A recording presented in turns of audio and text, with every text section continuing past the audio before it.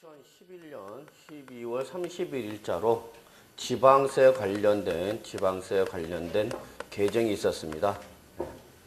뉴스를 들으셨는지 모르겠지만 2012년 금년 1월 1일자로 국세와 관련된 법률 개정이 이루어졌습니다. 그 다음에 아직 시행령은 지금 공포가 되지 않은 상태입니다. 지금 여러분의 교재는 지난번에 연말에 나왔던 개정안을 가지고 집필한 거기 때문에 실제 개정사항과 일부 추가가 있고 또 달라진 점이 있습니다. 그래서 여러분이 오늘 아마 수정표가 나가지 않을까 생각합니다. 그래서 수정표를 꼭 받으셔서 좀 고치셔야 되는 부분은 좀 고쳐야 되지 않을까 생각합니다. 그래서 일단 여러분 1세 교재는 요 개정된 내용이 정확하게 반영되어 있죠. 일부는 반영되어 있습니다. 입수된 자료 가지고 쓴 거는. 그런데 입수됐을 때에 그 입수된 자료와 일치가 되는 면과 일치되지 않는 면도 있기 때문에 이따 정어표 받으시기 바랍니다. 자, 곧바로 진도 나갔습니다. 자, 오늘 이제 기본 강의죠. 12월달 기초 강의 했고요. 이제 본 강의 들어가도록 하겠습니다. 그래서 교재를 가지고 하도록 하죠. 그동안 책이 없어서 공부 못 하셨을 텐데, 이제 새 마음 새 뜻으로 교재를 가지고 열심히 공부하도록 하겠습니다. 자, 제일 먼저 조세총론입니다. 조세총론. 자, 일단 한번 잠깐 볼까요? 우리 부동산 세법 구조 한번 살펴보겠습니다. 자, 부동산 세법은 이미 아시겠지만 16문제 출제됩니다. 그랬죠? 예, 16문제 출제되고 크게 세 파트로 나눠져 있다. 그래서 첫 번째 조세 총론에 관련된 내용이 있고요. 그 다음에 두 번째 부동산과 관련된 지방세, 세 번째 부동산과 관련된 국세, 이렇게 세 파트로 나눠진다. 그래서 오늘 진도상 첫 번째 나가는 것이 조세 총론이 되겠습니다.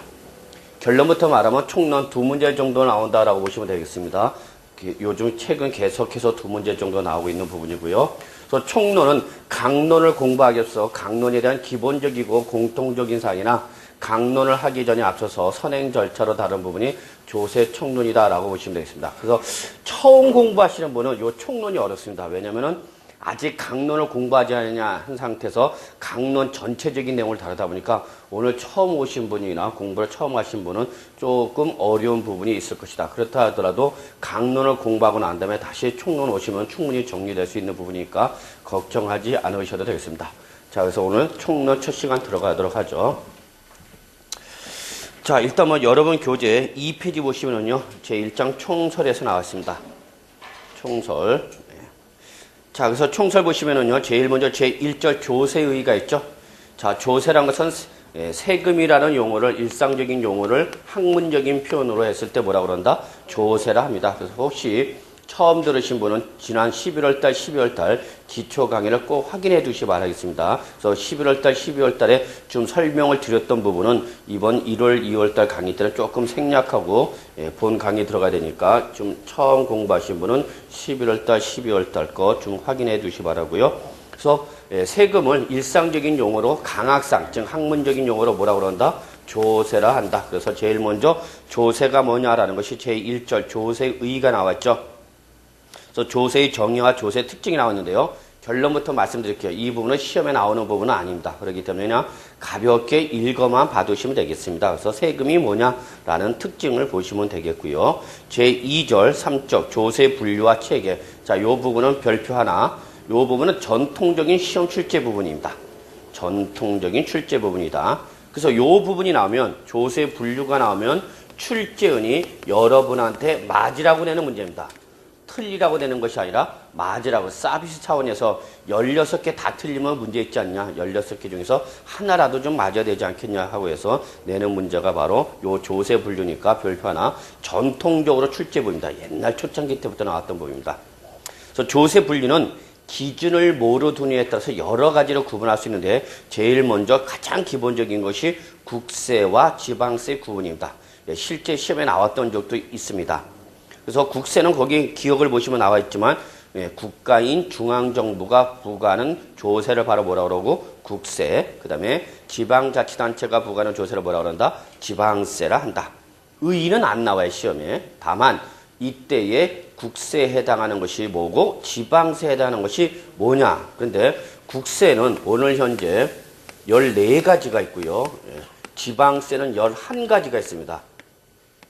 많죠, 세금이? 예. 그래서 국세는 14가지, 지방세 11가지가 있는데 이거 다 외우실 필요는 없고요. 이 중에서 부동산과 관련된 우리가 시험 범위로 다루는 부분만 확인하시면 되겠는데, 자, 국세 쪽에서 여러분이 반드시 아셔야 될 것이 니은, 밑줄 양도소득세. 우리가 국세 쪽에서 가장 중시하는 부분이죠. 특히 여러분이 공인중개사가 됐을 때 실무에 나갔을 때 가장 많은 질문을 받는 부분이거나 상담을 받는 부분이죠. 그 다음에 시험 범위는 아니지만 여러분 상속세, 증여세, 밑줄은 안 치셔도 돼요. 상속세, 증여세. 상속세, 증여세는 특징이 뭐라고 그랬죠, 여러분? 무상 취득했을 때. 놓치면 안 돼요. 상속세와 증여세의 가장 중요한 특징은 무상 취득했을 때에 그 취득자에게 부과되는 대표적인 국세입니다. 이때 무상으로 취득하는 대표적인 수단이 바로 뭐다, 여러분? 상속과 증여다. 그래서 여러분 상속과 증여란 말이 나오면 무슨 취득이다? 무상 취득이라는 것이 떠올라야 돼요. 다만 상속세와 증여세의 차이점은 딱 하나입니다. 재산 이전 시점이 생존시다. 생존시, 즉 재산을 이전해 준 사람이 두 눈을 시퍼렇게 뜨고 있다. 그럼 뭘로 가는 거고? 증여. 그 다음에 두 눈을 감으셨다. 그럼 뭘로 간다? 상속세. 그래서 생존시 무상 이전, 생존시 무상 이전 됐을 때에 그 무상 취득자인 수중자에게 부과되는 대표적인 국세가 바로 뭐고? 증여세. 그 다음에 사후에 무상 이전 됐을 때 그 무상 취득자인 피상속인이에요? 상속인이에요? 상속인에게 부과되는 대표적인 국세가 바로 뭐다, 여러분? 상속세죠. 예, 그래서 요 상속세, 증여세는 특징이 무슨 취득, 여러분? 무상 취득. 그래서 저는 세금 중에서 가장 많이 내고 싶은 세금이 있다면 바로 요거 한번 대통 내보고 싶어요. 상속세나 증여세 한번 야무지게 내고 싶은데 문제는 주는 사람이 있어 없어? 없죠. 그래서 요 상속세, 증여세 비록 시험 범위에는 빠져 있지만 여러분 꼭 알고 계시 바라겠습니다. 그 다음에 밑줄 종합부동산세, 보유 단계에서 부과되는 대표적인 국세죠. 종합부동산세, 가장 최근에 논란거리가 됐던 것 중에 하나죠. 종합부동산세. 그 다음에 시험 범위는 아니니까 그냥 확인만 하시면 되겠습니다. 부가가치세, 여러분이 일상생활 과정에서 재화나 용역을 소비하는 과정에서 그 가격의 10%에 대해서 부과되는 대표적인 간접세가 바로 부가가치세죠. 시험 범위는 아닙니다. 그 다음에 밑줄 농어촌 특별세. 여러분이 우리 목적세면서 부가세로서 나오는 게 농어촌 특별세입니다. 요 정도는 여러분이 반드시 알고 계셔야 되겠습니다. 자, 그 다음에 지방세 넘어갈까요? 다음 페이지. 지난번에 설명드렸던 부분은 가감하게 쭉 넘어가고 있습니다. 생략하고. 자, 니은.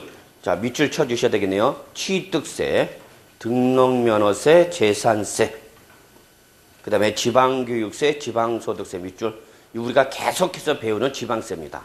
요 정도는 여러분이 반드시 숙지하셔야 되는데요. 오늘 당장 외우실 필요는 없어요. 하다 보면 외워지게 돼요. 설마 1년 내내 하는데 못 외우겠어? 물론 못 외우는 분도 계십니다만 가끔 가다 오신 분들 취득세, 등록면허세, 재산세, 지역자원시설세도 시험 범위이지만 출제될 가능성은 매우 낮아요. 제목만 기억하시면 되겠고요. 그 다음에 지방교육세, 지방소득세 요 정도만 기억하시면 되겠습니다. 자, 그 다음에 두 번째 보통세와 목적세로 곧바로 나가죠. 자, 보통세와 목적세는 어떤 특정한 조세가 수입됐으면 그거를 어디다 사용하겠다고 용도에 지정되어 있느냐, 지정되어 있지 않느냐에 따라서 보통세와 목적세를 구분한다고 그랬죠.